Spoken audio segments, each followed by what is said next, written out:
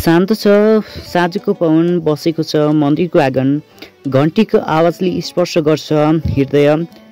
जयपुरको मन्दिर एक साँचो अभय।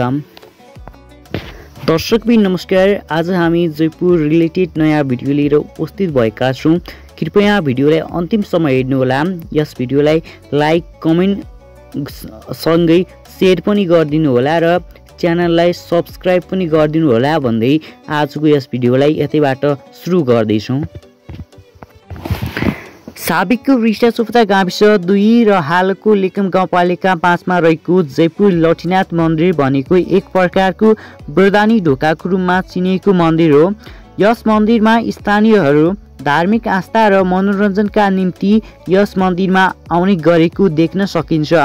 स्थानीयका अनुसार यता आउने सबैको मनोकांक्षा पूरा हुने समेत जनविश्वास रहेको देख्न सकिन्छ।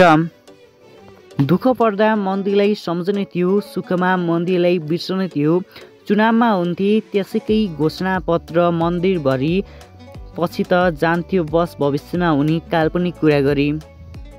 यदि यता राम्रा जनप्रतिनिधि हुँदा हुन् त धेरै प्रकारका कार्यहरू भइसकेका हुन्थे।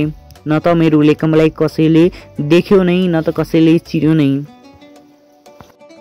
हाम्रा सांस्कृतिक सम्पदाहरू हामीलाई अमूल्य छन्। यी हाम्रा सम्पदा मात्र होइनन्, प्रकृतिले दिएका अमूल्य उपहार हुन्।